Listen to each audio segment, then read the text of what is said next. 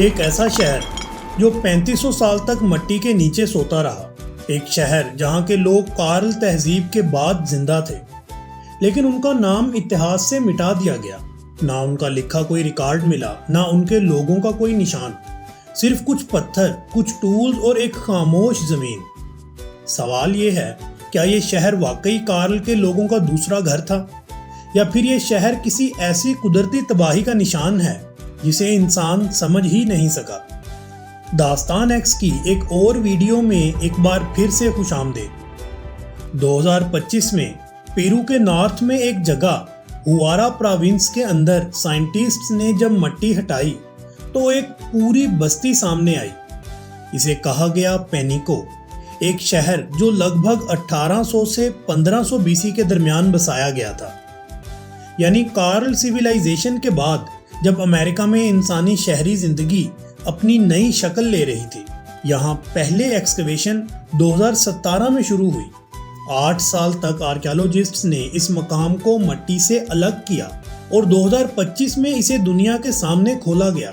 जो नजर आया वो सिर्फ पत्थरों का मजमुआ नहीं था, बल्कि एक ऑर्गेनाइज्ड प्लान्ड सिटी था जिसमें टेम्पल, प्लाजे और घर थे। कार्ल सिविलाइजेशन जो 3000 बीसी के आसपास उभरी, अमेरिका की सबसे पुरानी अर्बन सोसाइटी मानी जाती है। लेकिन 1800 बीसी के बाद कार्ल के शहर खाली होने लगे। रिसर्चर्स के लिए ये एक सवाल था, आखिर कार्ल के लोग जा कहाँ रहे थे? पेनिको उन सवालों का जवाब देता है। इस शहर के डिजाइन, आर्किटेक्चर और आर्टिफैक्ट्स सब कुछ कार्ल से मिलता जुलता था, मगर एक फर्क था, पेनिको ज्यादा ऑर्गेनाइज और स्ट्रक्चर्ड था। यहाँ के लोगों ने कोस्टल और हाईलैंड दोनों रिसोर्सेज को कनेक्ट करने के लिए एक ट्रेड सिस्टम बनाया था। मिलेगा कॉन्च शेल ट्रम्पेट, जिसे आम जुबान में पुतूतू भी कहा जाता है, मिलेगा शेल से बना नेकलेस और मिलेगा मिट्टी का टेम्पल और सेरेमोनियल कोर्ट। सब कुछ ये दिखाता है कि पेनिको एक रिचुअल सिटी भी था, जहाँ धर्म और साइंस दोनों साथ साथ चलते थे।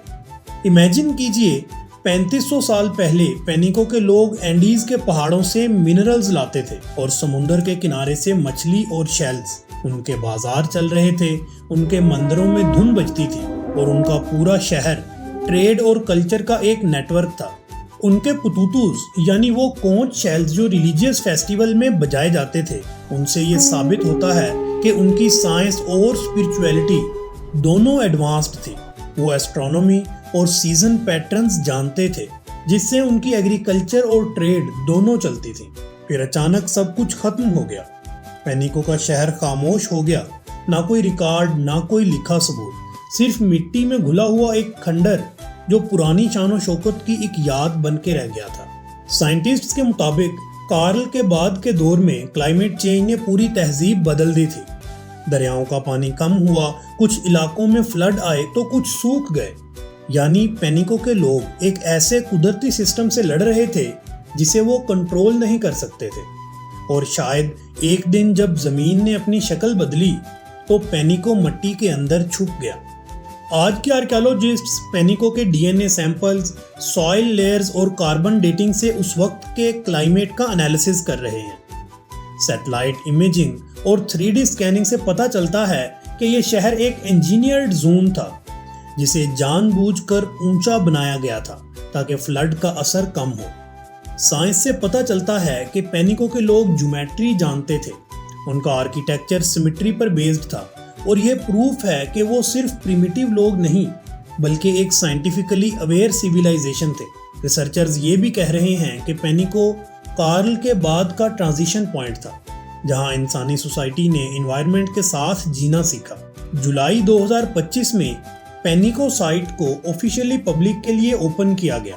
पेनिको रेमी नाम का फेस्टिवल मनाया गया, जहां लोकल लोगों ने अपनी पुरानी विरासत को सेलिब्रेट किया। आज ये साइट यूनेस्को की ऑब्जर्वेशन में है और आर्कियोलॉजिस्ट्स इसे लिविंग लेबोरेटरी कह रहे हैं, जहां हर पत्थर, हर लेयर एक कहानी बयान करती है।